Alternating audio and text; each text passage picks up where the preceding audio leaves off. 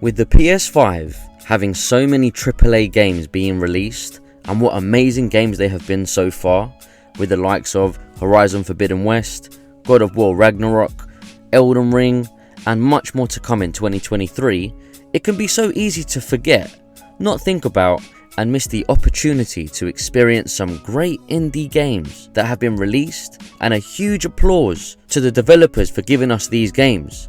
With a smaller budget and smaller teams, they really deserve respect. We deserve respect! Hey everyone, Love Gaming Retro's back with another top episode, and with this, I'll be going through what I think are the top 5 must-play indie games on the PS5. Oh, and stick around to the end of the video, as you will be finding out about some other indie games that didn't quite make the top 5 spots, but are definitely worth a mention. So let's dive in at number 5 with Stray. Stray is a game that, yes, if you don't know by now, is based on you controlling a stray cat who has been separated from its family and is now lost in a long forgotten city, which you must unravel with the ancient mystery to escape. I have to say, I didn't think I could feel some type of way when some of the cutscenes end, but boy are they sad.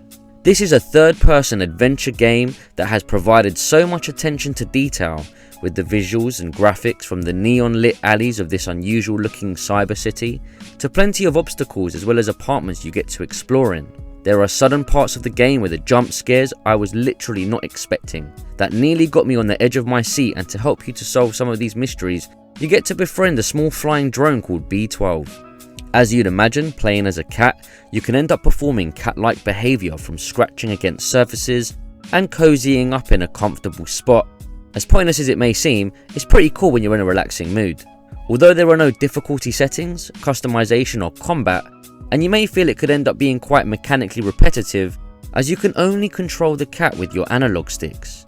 Having to jump up or down is heavily relied on you having to press the X button, but you easily forget about the repetitiveness, as it makes you really want the cat to escape the city and to complete the game, which again can be done over a weekend if you really wanted to, with a completion time of around 5 hours. Now moving on to number 4, Hades. Now this game I had mixed feelings for when it first got released. For one, it's all based on Greek mythology, which is a huge plus in my books. But with it being a roguelike game, I can admit roguelike games aren't my favourite genre of games by far. Hades is a game based on the main character being not Hades, but in fact Hades' son, called Zagreus, the Prince of the Underworld. Although dying is the main part of the game, which then brings you back to the bottom of the underworld, and to then have to go through numerous attempts to get through the game, every time you die you do come back stronger, making it slightly easier to get through more of the game without dying again. Which you will do, so expect it one way or another. The aim of the game is to escape the realm and his father Hades, and to make his way back up to Mount Olympus where the rest of the Greek gods reside. Although roguelike games aren't commonly known for having plenty of narrative, yet this game has done it remarkably well, with the majority of Greek gods getting a part to play by aiding Zagreus with boons which are in essence boosts effects that assist Zagreus with defeating enemies in his way, and not to mention the sarcasm and humour within the narrative makes you want to listen and read along every step of the way. Hey there, Zag man, how's it going? Look, you have got to get here with the rest of us already. We've been saving you a spot. Let me see what I can do. Make life a little sweeter for you in the meantime. The boons are cleverly connected to what we know of the Greek gods' powers. For example, Zeus's boons provide lightning damage effects, and Poseidon's provides a pushback wave effect. This game went on to win continuous amounts of awards, including Best Indie Game in 2020. Although not my type of game, I couldn't resist enjoying the hack and slash combat this game provides, and the continual upgrades you get throughout the game. Yes, it can get a little confusing about which way you need to go, and the opportunity of getting lost is very possible. If you are used to roguelike games, you shouldn't have an issue working your way around the underworld. Moving on to number 3, Sifu. I've been waiting for a game like this to come out. Being a huge fan of martial arts movies like Ip Man, it was nice to see a game bring back those memories, and what a great game and experience you get with Sifu. The moral of the story is you get to control the son of a martial arts school master, or in other words, Sifu, as Sifu means master, as he seeks revenge on all who are responsible for the death of his father, in a beat-em-up style gameplay.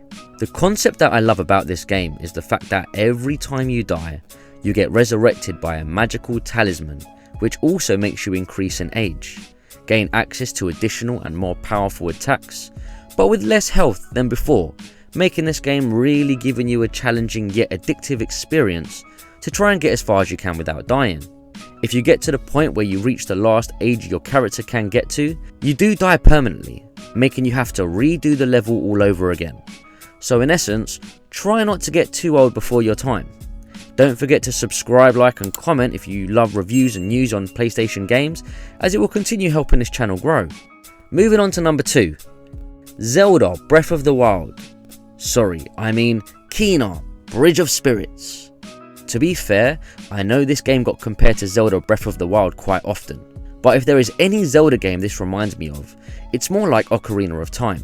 I have to say I am truly impressed with this game, although yes, some major similarities with Zelda and other RPG games. I don't have an issue with developers being influenced by other games, as long as they put their own spin or twist on their game and provide a unique experience, and that is exactly what you get with Kena. Kena Bridge of Spirits is an action-adventure game developed and published by Ember Lab, and the story is based on Kena, who is a young spirit guide, who in essence helps the dead move on from the physical world to the spirit world with the use of her magical abilities. Throughout the game you get to meet some really interesting characters, with some great cutscenes which helps provide a deeper understanding to your journey. Not once did I skip a cutscene in this game. You get to use Kena's staff for attacking enemies with either light, heavy or charged attacks, and can defend herself against enemies with her pulse ability, which is really cool. I love how you can use the staff as several weapons, from a bow and arrow, a grappling hook, and hitting crystals to help you solve puzzles. The puzzles in this game can end up costing you a long period of time trying to work out where to go, what to do. Although it may sound frustrating, I'd consider it more challenging than frustrating. And you get to do so in a world that absolutely looks beautiful. The graphics and detail on the locations and surroundings, and with the performance mode running at 60 FPS, makes the whole experience that much more smoother and polished. Throughout the game, you are encouraged to collect spirit companions called Rot, which assist you in either shape changing to blowing up poison bushes to let you get through, as well as moving objects for you and helping you level up. I also found the map and upgrades extremely easy to read and understand, and is definitely not an overwhelming menu whatsoever. And what's really interesting is how face masks are a huge part of the story. And no, I'm not talking about COVID. But the developers actually made a short movie on Zelda's Majora's Mask. If you haven't seen it, definitely check it out. Now I don't know about you, but for me, I love a cup of coffee.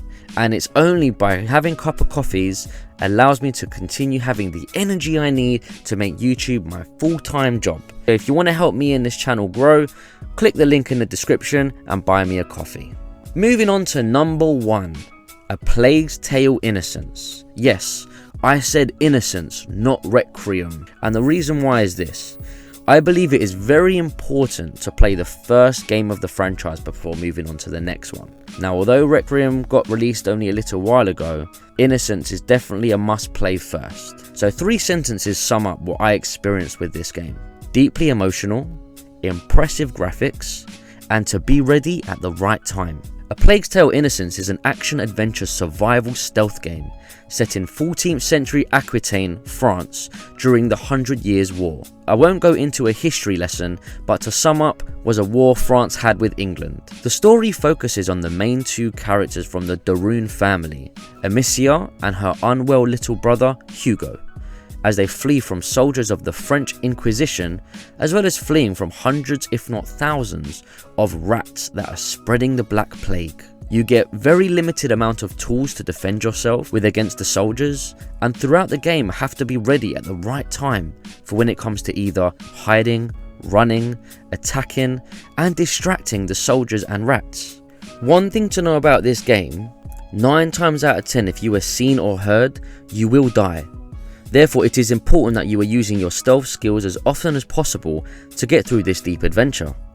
The only tool you get in the game is a sling to throw rocks, with some cool abilities you get to unlock later on in the game, like being able to creep behind soldiers and poison them to sleep. Again, another game that has done cutscenes brilliantly, with bringing in so much depth to the story and its plot. the relationship between brother and sister, as well as new characters you come face to face with, which I must say, some are scarier than I anticipated. This game went on and sold over 1 million copies, and then as mentioned before, went on to make Requiem, which has also been rated as an amazing game, but definitely recommend playing this one first. So there is my top 5 must-play indie games for the PS5.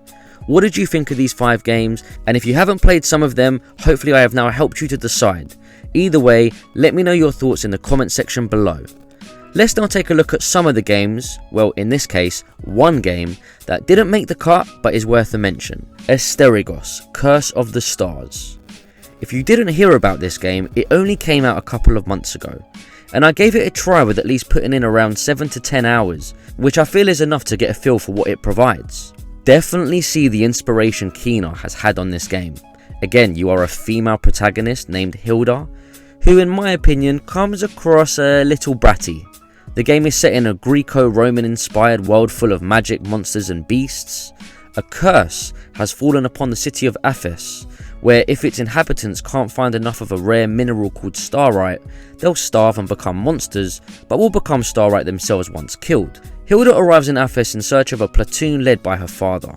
Hilda is quickly dragged into the drama of the Ephesians and pulled into assisting them with their plans to break the curse in return for information on her people. Why have I mentioned this game? The main reason is because first of all, I rate indie developers who bring out great ideas.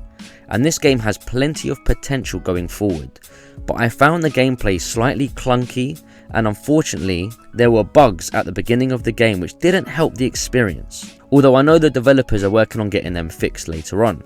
I also found the map very confusing. Again, this is quite story driven, but for me, just felt the voice acting could have had a lot more thought into it, as the voice at times didn't match the characters. There were times I enjoyed the weapons, combat and different type of attacks, but overall I'd say an average indie game that may be worth a try if you want to try a Kena-like game. I thought I'd put a poll out on my social media platforms, and this is what the results came back as. On my Twitter channel, it seems that Kena won on favourite indie game with 57%. On my YouTube community page, Stray and Sifu got the exact amount at 46%, with Kena with only 8%. Appreciate all who took part.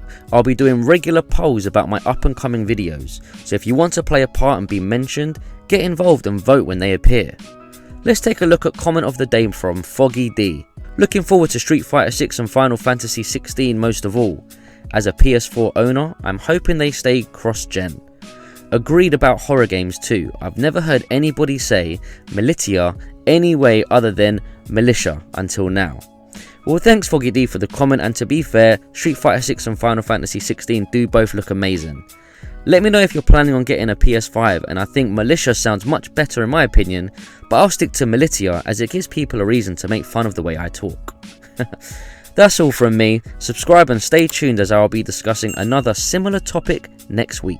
Stay with Love Gaming Retro for much more reviews and news, all for you.